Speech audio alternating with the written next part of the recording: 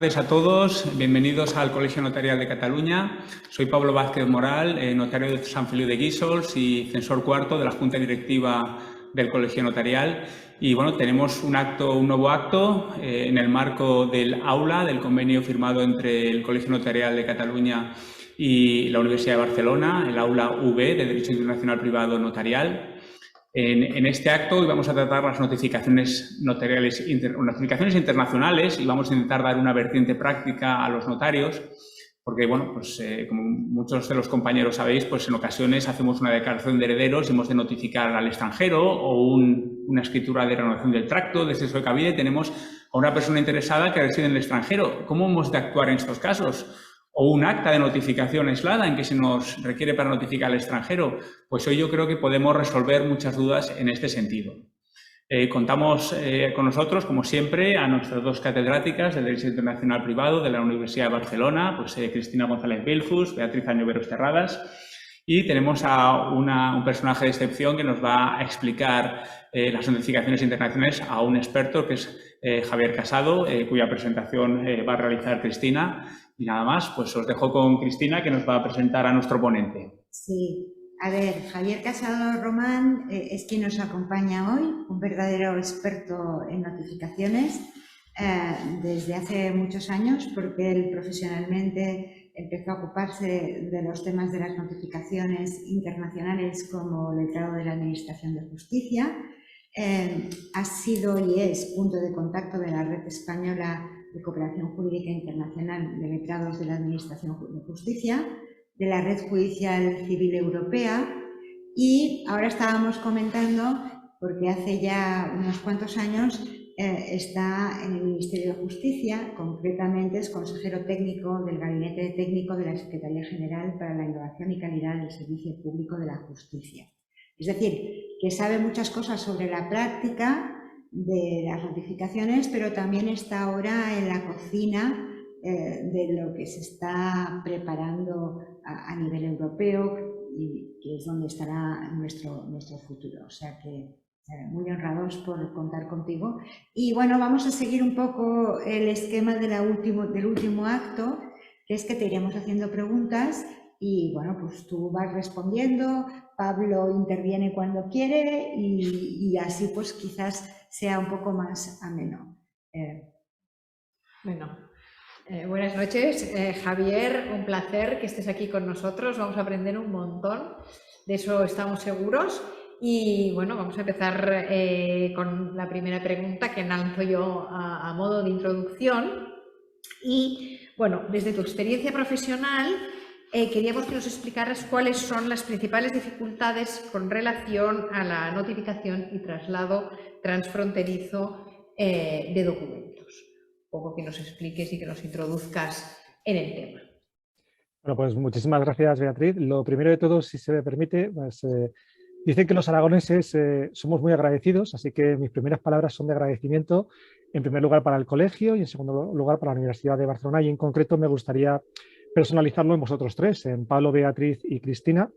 Os agradezco mucho que me deis la posibilidad de estar aquí con vosotros esta tarde y de compartir un poco pues, mi visión práctica durante los años que llevo colaborando en el ámbito internacional. Y sobre todo, pues poniendo sobre la mesa algunas situaciones, algunos problemas que creo que pueden ser interesantes y que siempre es bueno conocer de cara a la labor que podemos desempeñar cada uno de nosotros en nuestras respectivas funciones en el ámbito internacional. Respecto de lo que me preguntas, bueno, yo partiría de un concepto que es importante, y es que el mundo se ha hecho muy grande.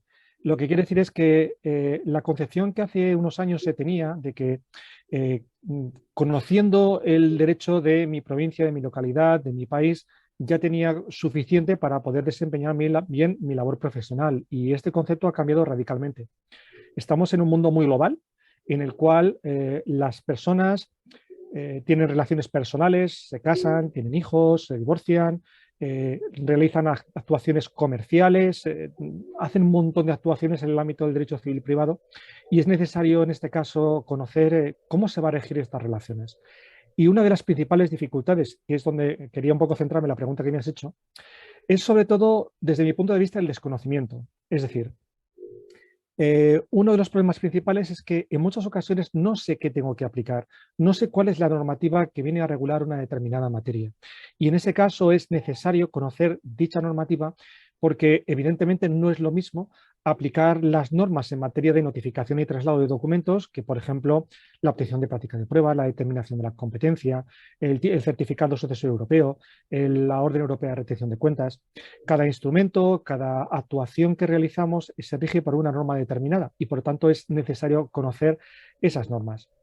Partimos de la base de que nos relacionamos con personas que pueden tener relaciones o negocios jurídicos en muchísimos países, pero en el ámbito de la Unión Europea es relativamente sencillo conocer cuáles son las normas o los instrumentos aplicables, sobre todo partiendo de un concepto básico que es el concepto de la creación de un espacio de libertad, seguridad y justicia, que está consagrado en los artículos 81 y 82 del Tratado de Funcionamiento de la Unión Europea, específicamente el 81, que es el que a nosotros nos interesa porque es el ámbito civil. Por tanto, ¿el problema cuál es? Conozco el entorno, pero tengo que conocer los instrumentos. Y en este caso, uno de los principales problemas es que no puedo nunca aplicar aquello que me suena. Tengo que aplicar aquello que procede, aquello que está regulado en el reglamento, en la directiva, en el convenio bilateral, en el convenio multilateral o finalmente en la ley 29/2015. Y es un problema importante porque desgraciadamente a veces actuamos por inercia.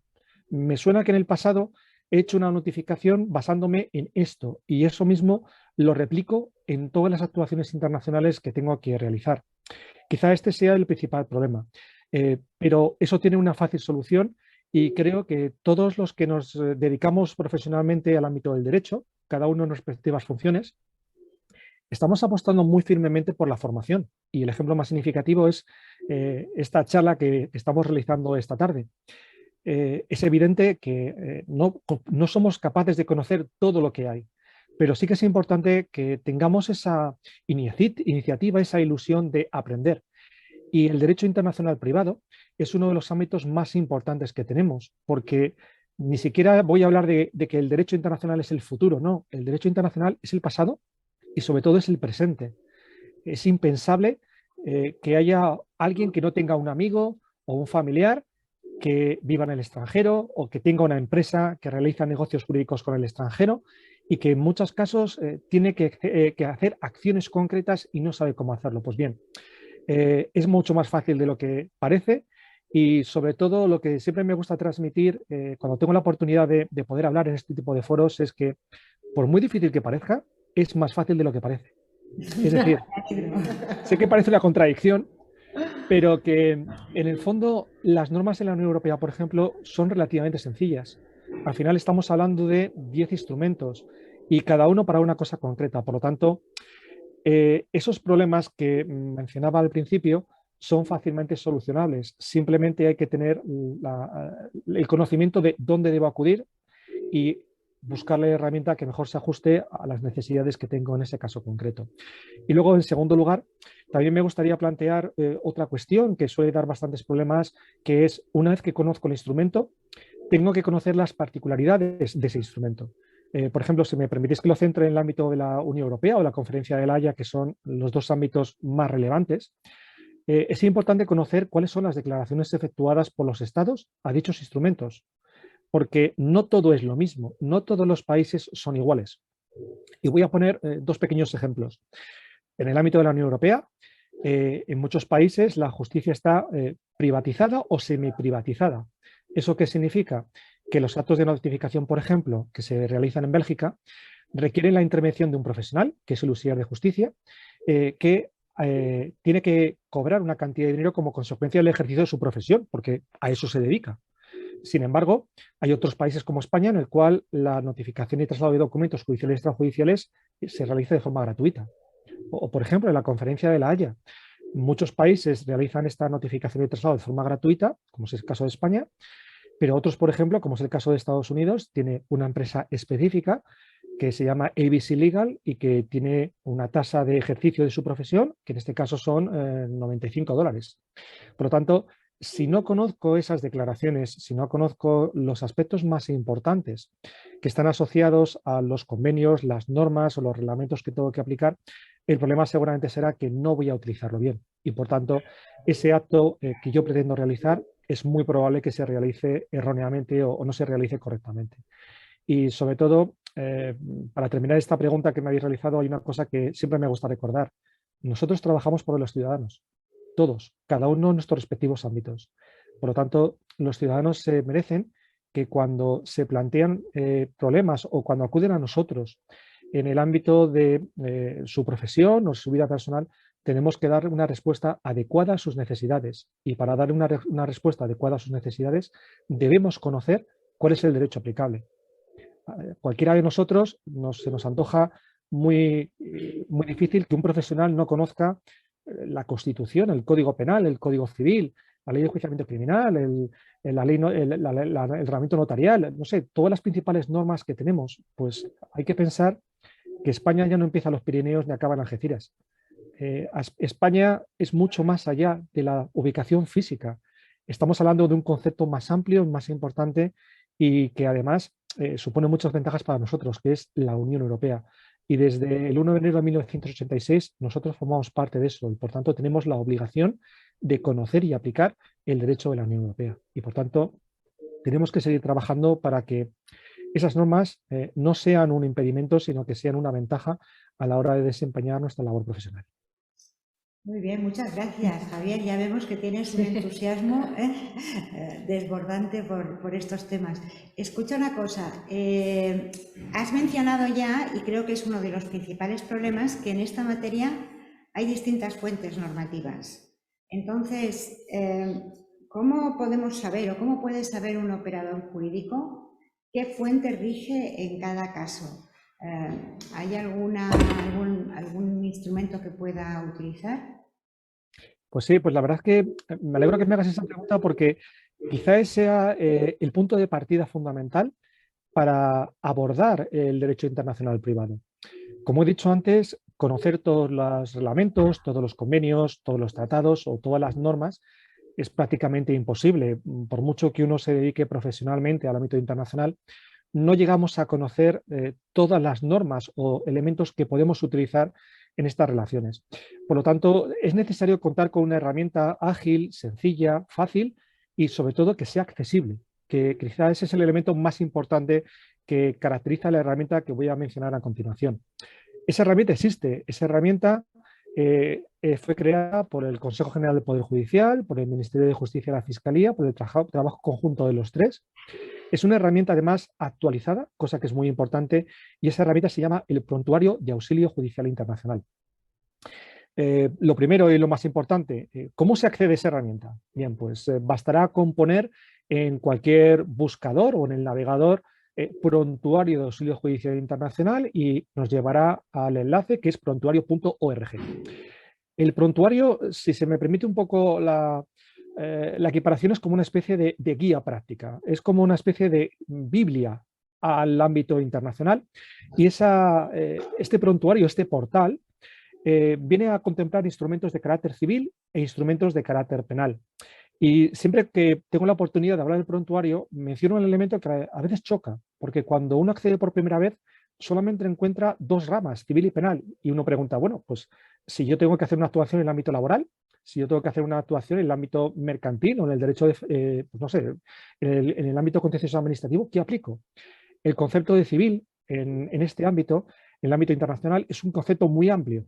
No comprendería stricto sensu el civil que nosotros hemos estudiado en nuestra carrera, sino que comprendería el derecho mercantil, el derecho de familia, el derecho laboral, el contencioso administrativo, comprendería todo. Por decirlo de alguna forma, es una especie de cajón desastre para todo aquello que no forme parte del ámbito penal, quedaría incluido.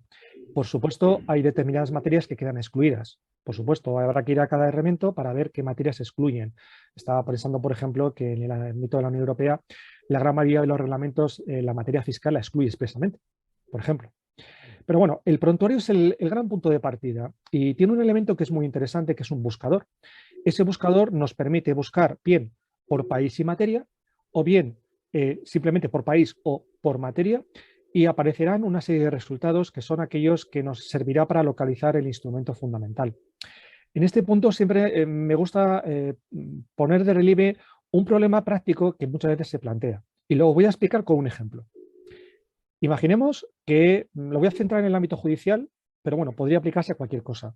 Imaginemos que, por ejemplo, tenemos un procedimiento judicial donde se está ejecutando y el título es un acta notarial, o por ejemplo una hipoteca o lo que queramos.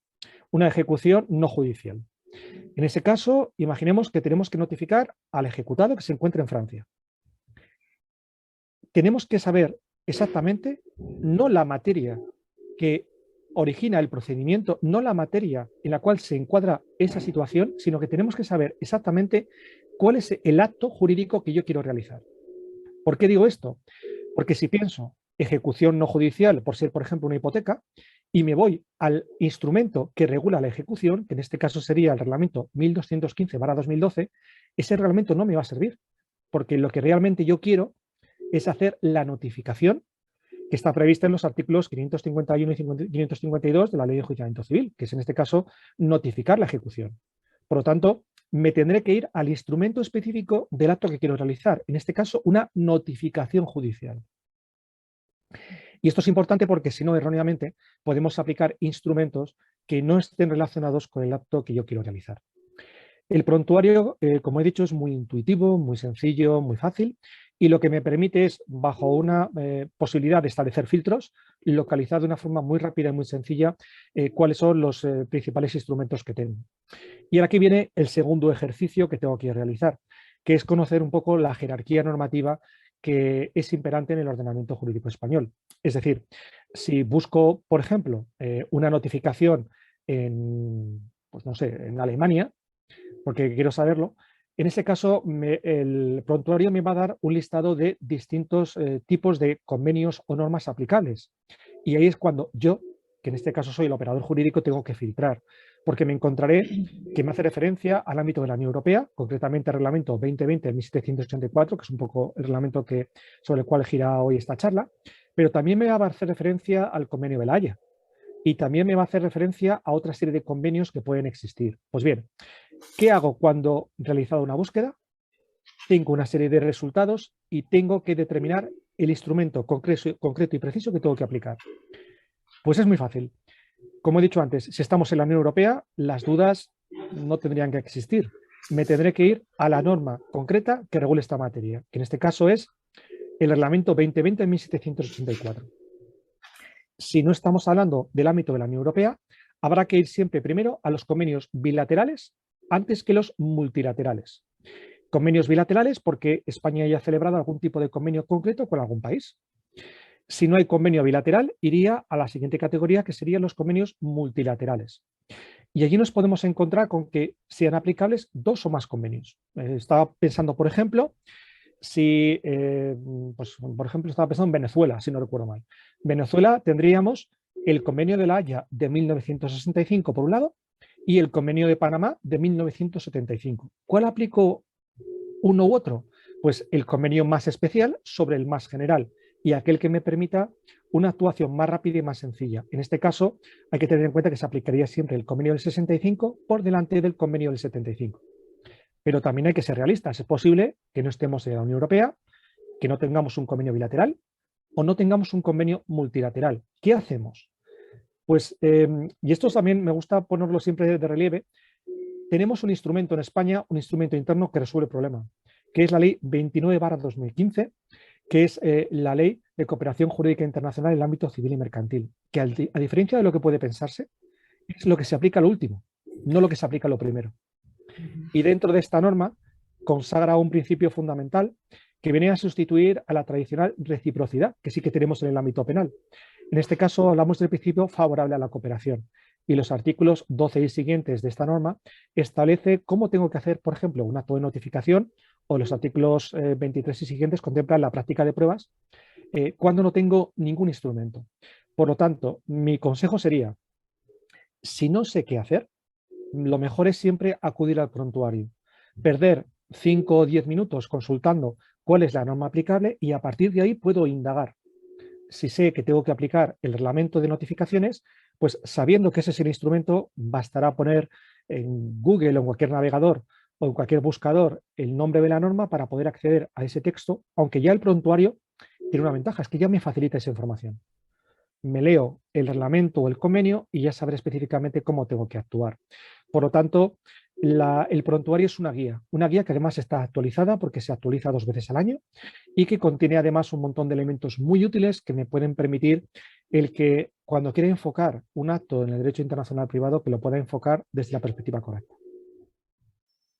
Pues muy bien, muy útil esta herramienta, desde luego. Bueno, has mencionado, Javier, que hay, como has dicho, pues desde convenios bilaterales, convenios multilaterales, nuestra ley, pero también has mencionado, obviamente, el Reglamento 2020-1784 y ya has adelantado que la sesión de hoy la íbamos a centrar un poco porque ver todos los instrumentos es difícil y queríamos centrarnos propiamente en el reglamento. Y ya centrados, por tanto, en ese instrumento, en el reglamento, lo que te quería preguntar es si este reglamento se aplica a las notificaciones notariales. Esta es una cuestión que me parece que os preocupa bastante y en el caso de aquí, de que efectivamente sea aplicable a las notificaciones notariales, ¿cómo opera en ese caso el reglamento? Vale. Pues gracias por la pregunta. La verdad es que es un tema que yo creo que seguramente, en cuanto a las personas que nos están escuchando ahora mismo, es una de las preguntas que seguramente se formularán, o sea, os habrán formulado alguna vez ¿cómo puedo hacer una notificación respecto de alguien que se encuentra en otro país? Seguramente Pablo a lo mejor me puede puntualizar un poco, pero me imagino que sobre todo en temas sucesorios creo que, o actas de notoriedad o sobre jurisdicción voluntaria, yo creo que pueden ser los grandes campos o donde puede generarse un mayor número de notificaciones. Pues bien, la norma aplicable, como Beatriz tú has dicho, es el reglamento 2020-1784, un reglamento muy joven, porque apenas tiene 3 meses de vida, desde su entrada en vigor me refiero, y este reglamento supone un avance respecto a la situación anterior. Es decir, hasta hace unos meses la norma aplicable era el reglamento 1393/2007, que supuso un punto muy importante de forma de mejorar el funcionamiento en cuanto a las notificaciones. Supuso un cambio en cuanto que establecía muchas garantías para las personas que había que notificar, a su vez también establecía diversos modos para practicar esas notificaciones. Pues ese reglamento del 2007, que era importante, ha sido superado ampliamente por este reglamento del 2020, en cuanto que introduce importantes mejoras, por un lado, y en segundo lugar porque soluciona problemas que antes se planteaban y que eran de muy difícil solución. En cuanto a los elementos más importantes que puedo destacar del reglamento, pues hay uno que me parece que es vital y que siempre que tengo oportunidad intento destacar, que es el avance en el ámbito informático, electrónico o digital. Es decir, bueno, creo que todos conocemos que actualmente, no solamente España, sino en todos los países de la Unión Europea, incluso otros países, y así lo ha destacado especialmente la CEPEG, estamos apostando por hacer una importante transformación digital en el ámbito de la justicia, en el ámbito del derecho. Y esos cambios hacen que elementos que antes no utilizábamos, los utilicemos principalmente después de la pandemia, que nos ha hecho abrir los ojos y darnos cuenta de que los elementos técnicos que tenemos los podemos aprovechar en nuestra vida profesional y ya no solamente en nuestra vida personal. Pues este reglamento recoge unos avances muy importantes. Y uno de los principales avances es que contemplan la notificación electrónica, que seguramente si tengo un poquito de tiempo luego detallaré un poquillo más. El reglamento establece además una serie de elementos que creo que pueden ser muy importantes y que siguen el paso del reglamento del 2007. Centrándolo un poco en la pregunta que tú me has hecho, yo yo no soy notario evidentemente, pero si fuese notario, ¿cómo podría notificar, pues no sé, una escritura pública a una persona que se encuentra en el extranjero y en este caso dentro de un país de la Unión Europea? Pues la buena noticia es que todos los países de la Unión Europea aplican este reglamento. Lo digo porque si uno va al texto del reglamento, veremos que uno de los considerandos, el último de todos, si no recuerdo mal, hace una mención expresa a Dinamarca, que parece, leyéndose considerando, como que no estaría incluido dentro de los países a los cuales se aplica el reglamento. Hay que decir que con posterioridad Dinamarca hizo una declaración en la cual aceptaba la aplicación de este reglamento. Por lo tanto, estamos hablando de una norma que se aplica a los 27 estados de la Unión Europea. Y en este caso se aplica, basta leer el título del mismo, a la notificación de documentos judiciales y extrajudiciales. Y dentro de ese concepto de documentos extrajudiciales, por supuesto, estaríamos hablando a todas aquellas escrituras públicas o aquellos documentos que tuvieses que notificar. Este sería un poco el ámbito general. Sobre todo también me gustaría destacar un punto también de inflexión que tuvimos en el año 2008 y que tuvo consecuencia de una sentencia, un pronunciamiento que dictó el Tribunal de Justicia de la Unión Europea en el caso Roda. Muy brevemente me gustaría explicarlo porque precisamente hace referencia o hace mención a este supuesto que Beatriz me has planteado. En principio, una de las cuestiones que se planteó era si para hacer una notificación de unas escrituras públicas en el Reino Unido, cómo se podría hacer y si en este caso era de aplicación el reglamento del 2007. La cuestión, esta pregunta dio lugar a que en San Javier, en Murcia, se plantease una cuestión prejudicial que dio lugar a esta sentencia del 2008, la 14/2008, si no recuerdo mal. Perdón, el asunto fue el 14/2008 y que vino a establecer que cuando el reglamento hace referencia a documentos judiciales y extrajudiciales, se comprendería también las escrituras públicas notariales. Por lo tanto, respondiendo a la pregunta que me has planteado, como notario, ¿cómo puede hacer una notificación en el extranjero? Pues a través de este reglamento. Y aquí una pequeña puntualización.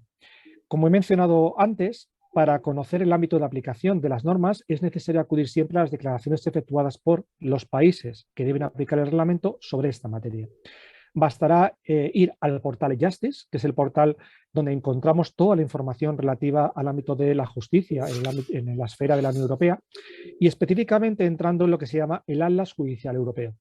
Dentro de este atlas encontramos todos los instrumentos y conocemos las declaraciones que dichos Estados miembros han efectuado sobre los instrumentos. Si acudimos a estas declaraciones efectuadas al reglamento 2020-1784, podremos ver cómo España ha hecho una declaración expresa de quiénes son órganos transmisores y quiénes son órganos receptores. Y esto es importante porque el reglamento, no podemos olvidar, es una norma general, pero podemos encontrar especialidades que vengan determinados por el sistema jurídico de los estados que forman parte o que aplican dicho instrumento. Y en este caso se establece expresamente que, con independencia de si estamos en presencia de un título judicial o extrajudicial, las notificaciones siempre se tendrán que realizar a través del órgano judicial o de la oficina judicial. Es decir, se ha declarado expresamente que son órganos transmisores las oficinas judiciales y como órganos receptores serán los decanatos y los servicios comunes procesales. Por lo tanto, resumiendo y simplificando todo esto que estoy diciendo, como notario, ¿cómo puedo notificar? Pues bien, un notario a fecha de hoy, y yo no discuto el que en el futuro pueda incluirse o no pueda incluirse, me refiero a fecha de hoy, los notarios no podéis hacer notificaciones en el extranjero por vosotros mismos, sino que en este caso te tendría que presentar una solicitud ante el órgano judicial correspondiente para que, en este caso, dicho órgano judicial, en atribución de las competencias que tiene asumidas por este reglamento 2020-1784, efectuase dicha notificación. Entonces, en este caso, como digo, la vía sería la vía judicial, sin perjuicio de que en el futuro se pudiesen incluir otros profesionales jurídicos que pudiesen realizar notificaciones, pero a fecha de hoy los notarios no se reconocen como autoridades ni transmisoras ni autoridades receptoras. Muchas gracias, Javier. Creo que esta clarificación es interesante. Sí. Y una pregunta simplemente. Sí. Y esto sería en el ámbito de la Unión Europea. Si tengo que notificar a un país, a otro país, habría que estar al tratado que hubiera. Y si no hay tratado, a la Ley de Cooperación Jurídica Internacional. Ahí hay un artículo que habla de la posibilidad de notificar por los jueces vía correo certificado con acuse de recibo, por ejemplo. Y luego hay un artículo, creo que es el 28, que habla de los notarios también en su ámbito. O sea, ahí en esos casos, quizás muy residuales, quizás allí sí que se podría. Claro, es que habría que ir a los casos concretos. Es decir, es evidente que después, sobre todo de la reforma que se produjo como consecuencia de la ley de jurisdicción voluntaria, las competencias que habéis asumido en determinadas materias son muy importantes y os permite actuar dentro del ámbito de vuestras diversas competencias. En ese caso, entendemos que, basándonos en la ley 29/2015, en principio sí que sería posible hacer determinadas notificaciones. Vale. Pero tendríamos que basarnos, como digo, en una norma que se aplica con carácter supletorio en aquellos casos que no hubiese ni norma de la Unión Europea, ni convenio bilateral ni convenio multilateral. Lo digo porque en muchos casos nos encontramos que por defecto se tiende a aplicar la norma por encima, por ejemplo, de la norma de la Unión Europea, cosa que supone vulnerar todos los principios básicos que tenemos en el ámbito de la Unión. Y entonces este tipo de cosas hay que tenerlas en mente, ser conscientes de ellas para evitar utilizar el instrumento que no corresponde. Y la ley 29/2015 ya comprende competencias también para otros profesionales y que en ese caso, como digo, en el ámbito de sus respectivas competencias y teniendo en cuenta la posibilidad que esta ley nos daría, sí que sería posible poder hacerlo. Muy bien, no, sí. Yo también te quería preguntar, porque, a ver, en el reglamento está prevista también la notificación por correo certificado con acuse de recibo. Entonces, me gustaría saber si esta posibilidad la pueden utilizar los notarios o no, o cómo lo tendrían que hacer los notarios para, en la práctica, dirigirse a la oficina judicial. ¿Qué diferentes opciones tienen? Bueno, vuelvo a lo que he comentado antes, que creo que es el punto fundamental sobre el que tenemos que partir. Como he dicho antes, son órganos transmisores y receptores las oficinas judiciales. Eso supone que, por decirlo de una forma muy sencilla, sale desde la oficina, entra por la oficina. Me estoy refiriendo al ámbito de la Unión Europea. Entonces, ¿esto qué supone? Que la oficina judicial podrá utilizar los tres sistemas o los tres mecanismos que vienen contemplados específicamente en este reglamento. El reglamento supone un avance respecto a la normativa anterior e introduce uno nuevo. Con carácter general, se establece la notificación de forma electrónica, pero esta notificación de forma electrónica hay que entenderlo también con ciertas limitaciones. Por ejemplo, se establece que la notificación se realizará a través del punto de acceso único, que es el sistema iCodex, y que en ese caso dicha notificación se realizará a la dirección que hubiese sido facilitada o suministrada con anterioridad, siempre y cuando sea suministrada y el destinatario hubiese prestado el consentimiento expreso. Entonces, en ese caso, ¿cuál es el problema? Pues que la notificación electrónica a través del canal seguro muchas veces no la puedo realizar porque no tengo ese consentimiento expreso. Digo, la primera vez. Entonces, es más complicado. Y luego, en segundo lugar, tenemos los métodos tradicionales, que son, el primero de ellos, la carta certificada con acuse de recibo internacional, y en segundo lugar tenemos lo que sería propiamente la remisión a través de las autoridades competentes. Bien, por ejemplo, porque el órgano judicial español lo remite a un país a la autoridad designada, que puede ser pública o privada, o bien porque otro país se le dirija al órgano judicial, al decanato o al servicio común general, que será el receptor de ese acto de notificación. Y si me permitís, quería profundizar un poquito en el ámbito electrónico, porque hay un proyecto que se está desarrollando actualmente en el ámbito de la Unión Europea y que personalmente me parece que es muy interesante, que no sé si conocéis, que es el proyecto EXEC, que es el intercambio de las pruebas digitales. Este proyecto tiene como principal finalidad establecer canales seguros de transmisión y está muy relacionado con iCodex. iCodex es el establecimiento de un punto de acceso único en cada uno de los países, de tal forma que establece la transmisión electrónica de diversos instrumentos a través de canales seguros. Y pongo un pequeño ejemplo. El email, que es un elemento electrónico que hemos estandarizado en nuestra vida privada y también muchas veces en el ámbito profesional, tiene una característica y es que el email no es un medio seguro de transmisión. Y esa solución se ha articulado a través de un sistema digital e informático que recibe el nombre de iCodex, que por cierto tiene una norma que lo regula, que es el reglamento iCodex, que es el 850/2022, si no recuerdo mal, el 30 de mayo, que establece la utilización de este mecanismo de transmisión seguro para las actuaciones que deban realizarse entre las autoridades competentes. Poniendo un símil, diríamos que iCodex es una especie de autopista. Una autopista con canales de ida y vuelta, pero solamente es una autopista. Y luego tenemos los camiones que van a llevar la información. Los camiones son las materias que van a ser objeto de circulación por ese canal seguro de transmisión. Esto está relacionado con un proyecto, un elemento que se deriva de este proyecto EXEC, que es el portal EDES. El portal EDES lo que pretende es que se produzca la transmisión a través de un portal, sin perjuicio también de que se pueda hacer a través de los sistemas internos que se realicen, que estén conectados con este punto de acceso único, de los elementos existentes en materia de reconocimiento mutuo y de cooperación internacional. Puedo decir con mucho orgullo que España es uno de los países punteros dentro de lo que es el portal EDES, y muestra de ello es que en junio de este año fuimos el primer país de la Unión Europea en transmitir electrónicamente una orden europea de investigación. En este caso lo transmitimos a la Fiscalía de Colonia y como hemos sido el primer país transmisor, hemos sido el segundo órgano receptor. Y en este caso fue la Fiscalía de Coimbra, en Portugal, mandó una orden europea de investigación a la Unidad de Cooperación Internacional de la Fiscalía en España.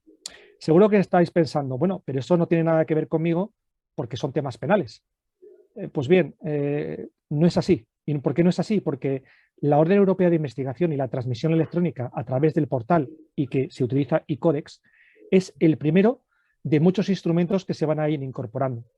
Actualmente en la Unión Europea se está tramitando, se está elaborando lo que se llama el reglamento de digitalización. Y dentro de ese reglamento de digitalización, en sus anexos, principalmente el anexo 1 y 2, contempla la incorporación progresiva de diversos instrumentos civiles y penales en el proceso de digitalización. Y si me permitís un poco la broma, a ver si adivináis cuál es el siguiente instrumento que se va a incorporar, en este caso, al portal. Pues el que es objeto precisamente hoy de esta charla. El reglamento de notificaciones, el 2020-1784 y el de práctica de prueba, el 1783, son los dos próximos instrumentos que se van a incorporar para que se produzca la transmisión electrónica a través de este canal seguro que constituye e-Codex. Por lo tanto, no estamos hablando de algo lejano, porque estamos hablando de que será obligatorio, no es facultativo, sino, repito, es obligatorio que a partir del 1 de mayo de 2025 la transmisión entre autoridades de los actos de notificación en la esfera de la Unión Europea se realicen de forma electrónica y específicamente a través de este portal. Con lo cual nos da la idea de que esto es un proceso que es imparable, porque se van a ir incorporando progresivamente otros instrumentos que muchos de ellos os van a afectar como notarios, otros evidentemente no. Pero estamos ante un sistema que incorpora de una forma muy importante y además obligatoria la utilización de los sistemas digitales en el ámbito del derecho y de la justicia, y que creo que es un elemento importante que tenemos que tener en cuenta. Pues muy bien, Javier, información muy útil desde luego. Volviendo un poco al cómo tiene que realizarse esa notificación, me gustaría que nos aclarases todo el tema de las traducciones, el tema de los formularios, que explicases un poquito más si todo documento debe traducirse, si hay que acompañar algún formulario y qué formulario, dónde están, todas esas cuestiones así más prácticas. Vale. Bueno, pues como hemos dicho antes, las notificaciones cuando salen desde España hacia el extranjero se deben remitir a través de la autoridad judicial designada. A este respecto, la Unión Europea desde hace muchos años ha establecido un mecanismo estandarizado de formularios que lo que permiten es que todos los países utilicen la misma forma a la hora de transmitir las solicitudes de reconocimiento mutuo, tanto en civil como en penal.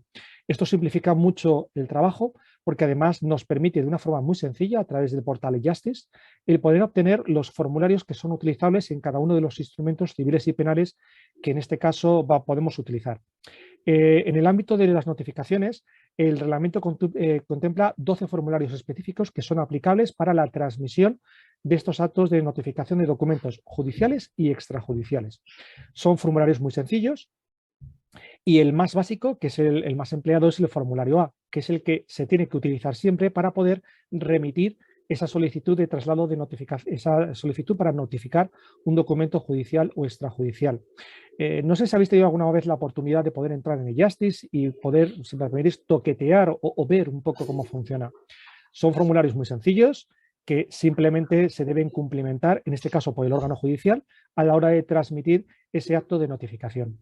Y este reglamento 1784 establece un elemento importante, y es que ese formulario lo tengo que utilizar con independencia del medio que vaya a ser utilizado a la hora de transmitir esa solicitud de notificación. Es decir, tanto si me dirijo directamente al órgano, si me dirijo directamente al ciudadano o la persona jurídica por correo certificado, como si lo hago a través de la autoridad competente designada o lo hago electrónicamente, siempre tendré que utilizar los formularios que específicamente vienen establecidos en el Justice, en este caso el formulario A.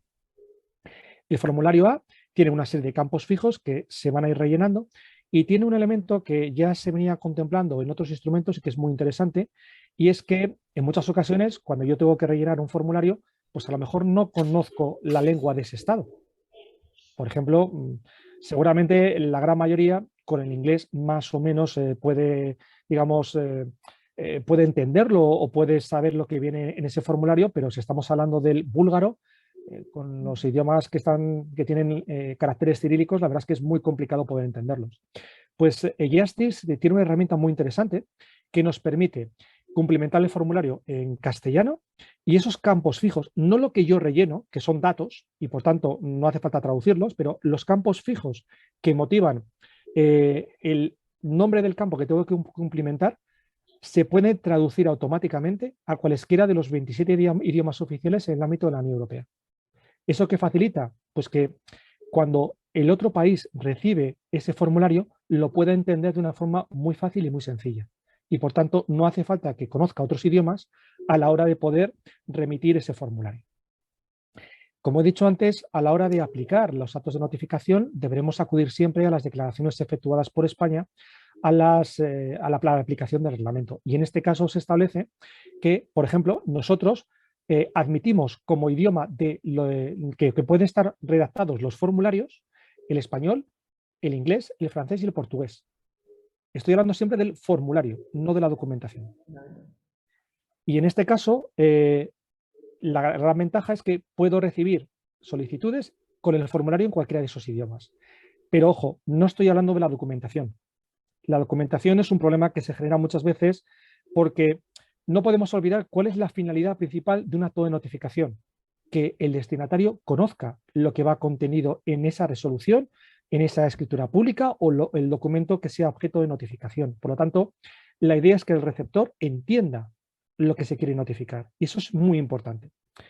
Para proteger este derecho, se permite que se pueda remitir la documentación en el idioma que el destinatario conozca. Lo habitual es que siempre se remite a dicha documentación en el idioma del país de destino, el idioma oficial que sea admitido en el país de destino. Esa es la norma general. Hay una excepción, y la excepción en este caso es con Portugal, porque tenemos que tener en cuenta que hay un convenio, que es el convenio de 2007 entre España y Portugal, que permite enviar y recibir en español o en portugués. ¿Qué ocurre en aquellos casos en los cuales se realiza una remisión de la documentación en idioma que el destinatario puede no conocer? Pues en este caso le podríamos estar causando un perjuicio, una indefensión, porque los plazos empiezan a correr siempre desde el momento que lo recibe. Si lo recibe y no entiende ese idioma, pues seguramente tendría que acudir a algún servicio de traducción o a algún traductor jurado o a alguien para que en este caso se le pueda informar de qué es objeto de notificación. Pues bien, para evitar los problemas de indefensión que se pudiesen causar a este destinatario, ya se venía regulando en el reglamento anterior, pero el nuevo reglamento lo mantiene, se establece un derecho muy importante, que es el derecho a negarse a recibir el documento si el mismo está en idioma que el destinatario desconozca. Para ello, cuando se realice el acto de notificación, tendrá que acompañarse siempre del formulario L, que es el formulario que contempla el derecho a negarse a recibirlo si el destinatario no lo conozca. Y aquí siempre digo un poco en plan de broma que, claro, esto no es blanco ni negro, tenemos muchos matices. Por ejemplo, voy a poner un supuesto que se origina en algunas ocasiones. Tenemos un destinatario a que hay que notificar en Francia, con apellidos de origen español. ¿Le notificamos siempre en español? ¿Le notificamos en francés? Pues claro, eso es una situación bastante complicada. ¿Por qué? Porque a lo mejor tiene apellidos españoles, pero eso no significa que necesariamente conozca el español. Le podríamos estar causando indefensión. Lo más fácil y lo más sencillo, que siempre vaya todo en el idioma del país de destino. Y si remitida dicha información, el destinatario considera que se estaría vulnerando su derecho porque no entiende, tiene la posibilidad de cumplimentar este formulario L y en el plazo de 2 semanas remitirlo al órgano que en este caso envió ese acto de notificación. Y aquí también me gustaría hacer una aclaración. Que alguien, el destinatario, cumplimente el formulario L y lo remita al órgano remitente no significa que necesariamente se le vaya a dar la razón. Es decir, cuando alguien manifiesta que que se niega a recibir la documentación porque está en idioma que no comprende, se tiene que hacer una evaluación por parte del remitente para intentar comprobar si lo que está diciendo es verdad o es mentira. Por ejemplo, imaginemos que se le ha mandado la documentación en español y esa persona dice que no conoce el español. Podríamos valernos de otros documentos que a lo mejor son objeto de notificación o que están relacionados con el negocio jurídico que se ha practicado a la hora de poder determinar si conoce o no. Por ejemplo, si tenemos una persona jurídica que ha suscrito específicamente un contrato en español y que ese contrato ha motivado el negocio jurídico que origina el acto de notificación, ya nos están dando una pista de que si haces un contrato en español es porque tienes el español. O, por ejemplo, otro típico supuesto, un español que resida en Bélgica. Si el español tiene DNI español, lo que nunca podría alegar es que desconoce el español. O que como no me lo has mandado en francés o en flamenco, no admito esa notificación. ¿Por qué?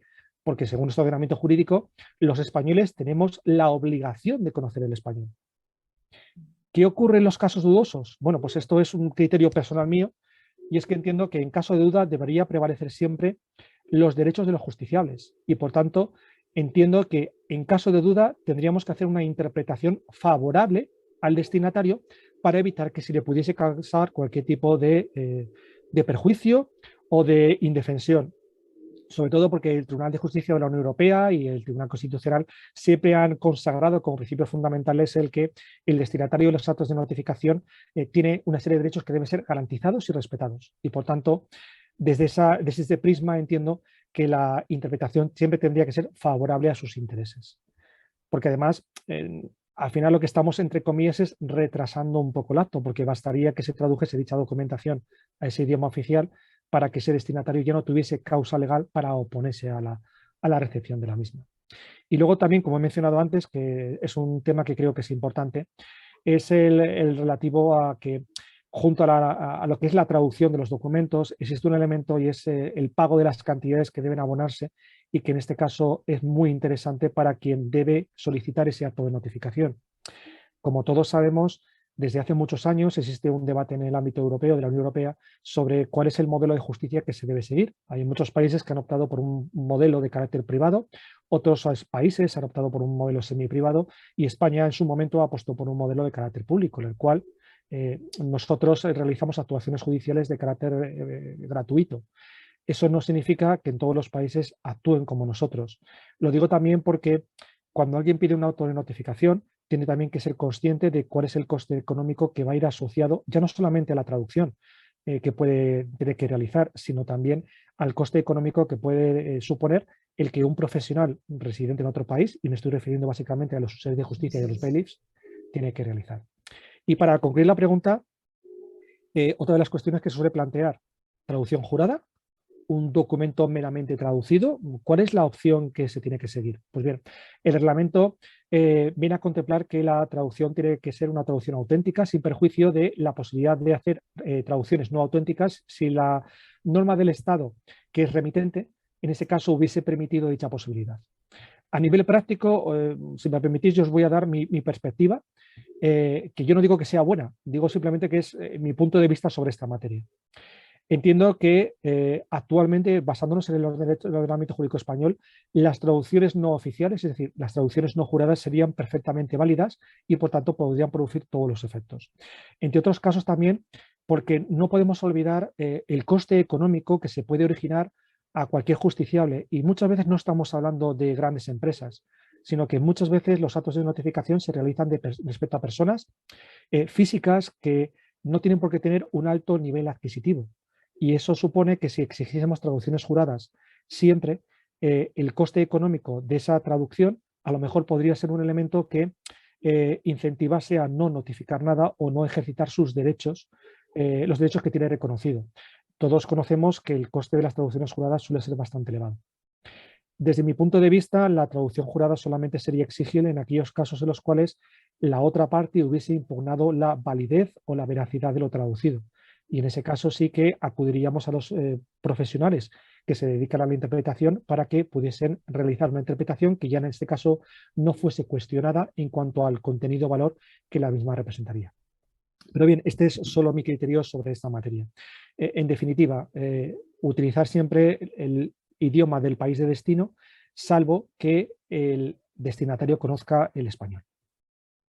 Muchas gracias. Yo no sé, pero como la última pregunta era sobre la notificación electrónica y creo que el tema ya lo hemos tratado, no sé qué os parecería, pero he visto que tenemos bastantes preguntas. Yo para responder algunas preguntas que he visto, a modo de recopilación, que ha estado clarísimo, la verdad es que, bueno, pues quería exponerte algún caso, por ejemplo. Yo tengo, por ejemplo, desde el año 2015 los notarios hemos asumido muchas funciones en materia de jurisdicción voluntaria y estas son las notificaciones a mí que creo que son más numerosas ahora al extranjero. Por ejemplo, me entró un testamento hológrafo de una señora suiza el otro día, residente en España, y tengo que notificar a unos interesados en Suiza. Vamos a poner que son franceses, no quiero complicar, un poco para explicarte, después de tu exposición, cómo lo haría, y porque veo que hay preguntas de algunos compañeros, a ver si lo haríamos bien. O sea, yo tendría que hacer, normalmente hacemos una instancia, sé francés, la hago en francés, y creo que no habría ningún problema en ese sentido, para notificar en Francia. Tendría que ser yo el notario el que hiciera el anexo A, entiendo yo, no lo hace el letrado, lo haría yo mismo. No. Y tendría que dirigirme a la oficina judicial para entregarlo al órgano transmisor, ya que no lo somos nosotros, para que haga la notificación. Efectivamente. Hasta ahí es correcto, entiendo. Sí, lo que se tendría que hacer es presentar una solicitud ante el órgano judicial. Entiendo que sería competente el órgano judicial del partido donde radique, en este caso, vuestro despacho profesional. Vamos a poner, si me permites personalizarlo en ti, pues iría al juzgado de San Feliu de Guíxols y allí presentaría una solicitud para que, al amparo del reglamento, se hiciese la notificación en, creo que me has dicho Francia, ¿no? Creo. ¿Sí, en Francia, sí, para Francia, que sea vale. Europea. Y en ese caso, el formulario tiene que ser cumplimentado por aquel que tiene la competencia para transmitir. Por lo tanto, sería, si no recuerdo mal, en San Feliu de Guíxols, creo que solamente hay servicio común general, no tienen, creo recordar que no tienen oficina judicial plena, creo, que no estoy seguro. Pues sería el órgano competente de hacer esa notificación, que sería el órgano judicial, quien debería elaborar el formulario, adjuntar la documentación que en este caso tú le hubieses facilitado con el acto de jurisdicción voluntaria que fuese y lo remitiría. A fecha de hoy, ¿cómo se remitiría dicha documentación? Pues bien, habría que ver si nos estamos dirigiendo, que en principio entiendo que sería una persona física, lo más habitual. Sí. Bien, pues tendríamos que acudir al buscador, que en este caso se encuentra en el Atlas Judicial Europeo. Aquí siempre voy a decir un poco mi perspectiva, sin perjuicio de que si alguien que no está de acuerdo, que por favor que me lo diga. En el caso concreto de los países que utilizan un usuario de justicia, Bélgica, Francia, y además tenemos los supuestos de los bailiffs. Bueno, pues en primer lugar, entiendo que el órgano judicial, una vez cumplimentado ese formulario, siempre que tenga domicilio conocido, y eso es importante. Si no tuviese domicilio conocido, el reglamento nos permite que se realice por el destinatario una búsqueda, que esto es una novedad. Pero no se puede hacer notificaciones a lugares desconocidos, edictos. El reglamento no se utiliza para eso. Por lo tanto, si tú ya sabes que fulanito de tal vive en tal sitio, el órgano judicial cogería el formulario que hubiese rellenado con tu documentación y la remitiría por carta certificada con acuse de recibo. En muchas ocasiones la carta certificada no acredita esa recepción. Y además hay que tener en cuenta que en el ámbito civil, y expresamente lo dice el reglamento, se tendrá por válida la notificación si el receptor es la misma persona a la cual se remite o también es posible a una persona que sea morador de la vivienda donde se encuentre esta persona. Familiar, por ejemplo, o pareja, o no lo sé. ¿Qué pasaría si, intentado por carta certificada con acuse de recibo, no es posible o no tenemos certeza de esa notificación? Utilizaríamos la segunda vía, que sería la comisión rogatoria. Y en este caso, el órgano judicial español lo remitiría a la autoridad designada por Francia para los actos de notificación. A estos efectos, si vamos a las declaraciones, veremos que se ha considerado que son los usiers de justicia los receptores de los actos de notificación. Y en este punto, desde mi punto de vista, valga la redundancia, yo siempre lo que sugiero es que quien pide la notificación indique si quiere que se utilice un usier concreto, porque recordemos que son profesionales. En este caso, el acto de notificación supone un desembolso para quien lo solicita de 48,75 euros. Por lo tanto, tú puedes, por ejemplo, decir, Pablo, oye, yo tengo, me lo voy a inventar, un amigo mío que es usier, que está en tal sitio. ¿Por qué tengo que ser yo el que decida que sea otro distinto? Sino que, desde mi punto de vista, tú puedes designar a ese usier, el cual le mandamos la documentación para que notifique.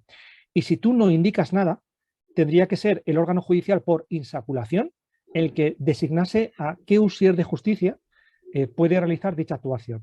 Por ejemplo, en mi caso concreto, yo siempre lo que hacía era, como la página de la Cámara de Usiers tiene un buscador por código postal, que es muy interesante, pues yo intentaba siempre hacer esa insaculación, no en todo el país, evidentemente, sino en la localidad o las localidades más próximas al domicilio de aquella persona que tengo que notificar. ¿Por qué?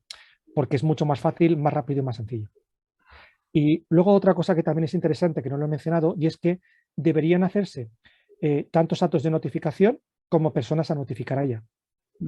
Es decir, por decirlo un poco de alguna forma, no puedo hacer un solo acto de notificación metiendo 5 personas, sino que tendrían que realizarse una comisión rogatoria o una notificación por cada una de ellas. Por ejemplo, imagínate que estamos hablando de unos hermanos que viven en un mismo domicilio para un acto sucesorio. No me bastaría una sola, sino que si son 2, dirigiría una a uno y otra a otro. De tal forma, sí. Sí, ¿verdad? ¿Y qué plazos, por ejemplo, tengo que hacer una notificación para citarles para examinar un testamento hológrafo? Y yo me planteo, pues bueno, para dentro de 2 meses les cito. ¿Tú ves que es un plazo razonable? Claro, ¿cuánto tarda los juzgados? ¿O depende de cada juzgado? Es una pregunta un poquito trampa. Sí, bueno, pues, desde que yo entro al juzgado, ¿cuánto tarda una notificación aproximadamente? Pues depende, bueno, hacer una generalización de los plazos con la diversidad de órganos judiciales que tenemos, pues podría dar lugar a equívocos. Más que nada porque no es lo mismo, por ejemplo, los juzgados de San Feliu de Guíxols, que son 3, si no recuerdo mal, que Madrid, que tiene pues 102, porque uno es bis, 102 órganos judiciales y además tiene un servicio específico de actos de comunicación. Dependerá del partido. Para que te hagas una idea, y creo que ese plazo sí que puede servir de punto de referencia, el reglamento del 1784 establece que desde el momento en el cual la autoridad competente recibe ese acto de notificación, si lo tenemos que hacer por comisión rogatoria, dispone del plazo de 1 mes. Un mes para llevarla a cabo. Y además hay una cosa que también me parece muy interesante y que a veces se obvia. El cómputo de los plazos en la Unión Europea no es el mismo tipo de cómputo de plazos que establece la Ley de Enjuiciamiento Civil o el Código Civil. Son cosas distintas. Lo digo porque el reglamento de Euratom, no me acuerdo, creo que es uno del 74, no, del 71, perdón, establece que el cómputo de los plazos es de días hábiles, perdón, de días naturales, no de días hábiles. Sí. Lo digo porque siempre choca. Por tanto, si nosotros, tú lo presentas y el órgano judicial lo remite, desde la recepción contaríamos 30 días para que se lleve a cabo esa notificación. Y el reglamento además establece, ojo, si te pasas de los 30 días y tú no me dices cuál es el resultado de ese acto de notificación, me tienes que dar explicaciones de por qué no lo has cumplimentado. Cosa que viene a minimizar mucho los problemas que nos encontramos muchas veces. A nivel práctico, mi experiencia me dice que en aquellos casos en los cuales la notificación la tiene que realizar un profesional, estoy hablando de Francia, de Bélgica, de Países Bajos, de Alemania, de Lituania, de Grecia, todos los que utilizan un usier de justicia o un bailiff, la notificación se hace muy rápido. Quizás el pequeño atasco te lo encontrarías desde que tú lo presentas hasta que se remite. Pero habitualmente no suele haber un plazo muy amplio, se va a hacerse con bastante agilidad. Pero bueno. Y tengo entendido, por ejemplo, me hace que te lo comenté en un email, por ejemplo, nosotros los notarios hacemos las interpelatios, es decir, nos requiere una persona que ha aceptado una herencia y nos requiere para que notifiquemos a otro llamado a la herencia para que declare si acepta o renuncia a la herencia. Aquí en Cataluña, por ejemplo, esa notificación la tenemos que hacer en persona, los notarios, tenemos que hacer 2 intentos y si no se puede, este segundo intento no funciona tampoco, por carta. Esto, si lo tenemos que hacer internacionalmente, tengo entendido que en esta solicitud podemos pedir que se realice de esta manera, que se haga personalmente 2 intentos, etcétera, o esto es un poco un desideratum. No, bueno, en principio nosotros podemos indicar cuáles son las especialidades que podemos exigir a la hora de hacer la notificación. Podemos pedir esa forma de notificación y sobre todo porque nuestro ordenamiento jurídico en muchísimos actos exige una notificación de carácter personal. No me vale que lo recoja cualquiera, sino que necesito que quede acreditado que el receptor de ese acto de notificación es la persona que lo ha recibido. Por lo tanto, al solicitar la notificación siempre se pueden incluir las condiciones o elementos determinantes que me pueden servir para que, en mi caso, esa escritura pública o ese requerimiento o lo que sea se realice correctamente. Y si me permites, muy rápido, me gustaría, lo he mencionado antes, pero me gustaría volver a destacarlo. En muchos casos nos hemos encontrado con el anterior reglamento que queremos notificar a una persona, pero sabemos que, por ejemplo, está en Francia, pero no sabemos dónde se encuentra específicamente en Francia o en cualquier país. Antiguamente lo que se hacía era utilizar dos instrumentos conjuntamente. Se utilizaba, por un lado, el reglamento de práctica o de prueba, el 1206/2001. Ya sé que no es una prueba, pero se equiparaba, por decirlo de alguna forma.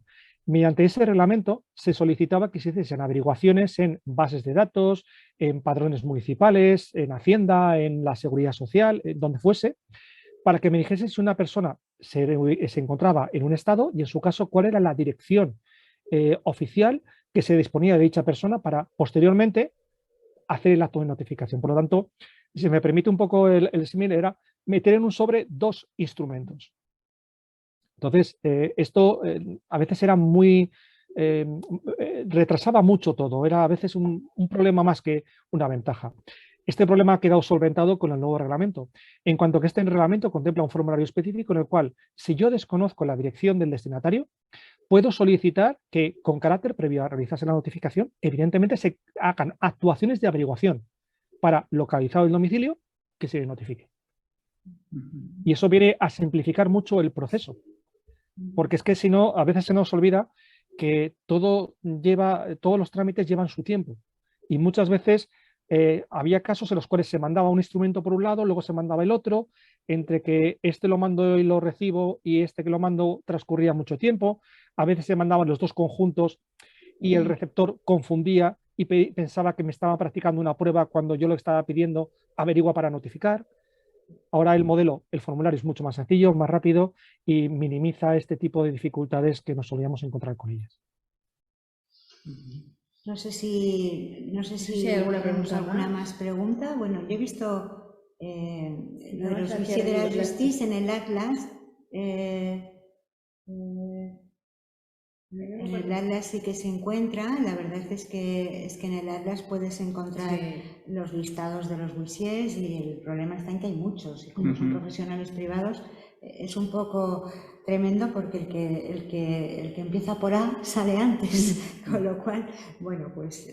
Pero si me permites, Cristina, en ese caso concreto, sabiendo el departamento donde se encuentra la persona a notificar, es muy fácil encontrarlo. Por ejemplo, Pau, que está en el sur de Francia, bueno, yo lo conozco porque está al lado de la frontera con Aragón, un sitio muy bonito para visitar, por cierto, es el 64. Si yo en el buscador de la página de los huissiers, cuando me pide el departamento, pongo 64, acoto mucho las localidades en las cuales encuentro un huissier de justicia. Y eso me permite, digamos, no generalizar, porque yo no tengo por qué saber dónde se encuentran las diversas localidades. Y sino también lo que comentabas tú, Cristina. ¿Por qué tengo que decantarme por el huissier A y no por el de la M, el de la H? Claro, por eso digo que es muy interesante siempre esta posibilidad. Y además también lo comento porque mi experiencia me dice que actualmente todos los que nos dedicamos al derecho estamos ampliando nuestros niveles de contacto. Es decir, estamos creando una especie de networking. Y, por ejemplo, yo siempre que hablo o doy alguna charla en el colegio de abogados, les digo, claro, es que ya no solamente es que tengas una relación muy buena con el compañero al lado que te sustituye los juicios, es que ahora tenemos que ampliar esa concepción para localizar profesionales de nuestra misma materia que se encuentran en otros estados. ¿Por qué? Porque me pueden ayudar muchísimo a la hora de realizar determinados actos concretos que puedo necesitar en ese país y que necesariamente no tengo por qué conocer.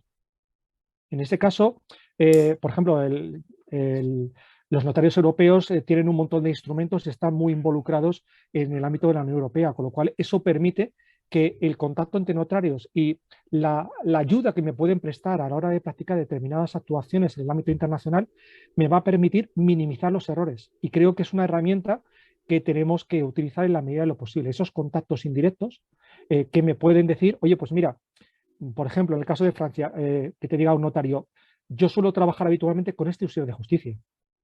¿Por qué tengo que estar buscando a alguien que no sé muy bien cómo trabaja si mi colega de otro país trabaja habitualmente con alguien y ya me dice que puedo localizarle y que además, por ejemplo, habla español o habla inglés? Y eso me ayuda mucho a la hora de poder realizar el acto correctamente. Entonces, creo que son estas relaciones que se realizan entre profesionales del mismo campo en diversos países la que nos puede ayudar muchísimo a la hora de mejorar los actos de reconocimiento mutuo que se tienen que realizar tanto en la Unión Europea como las comisiones rogatorias que se tienen que realizar en cualquier otro país. Muy bien. No sé, muy bien. Pues yo creo que ya llevamos un poquito más de una hora, yo creo que ya hemos cumplido el tiempo. Perfecto.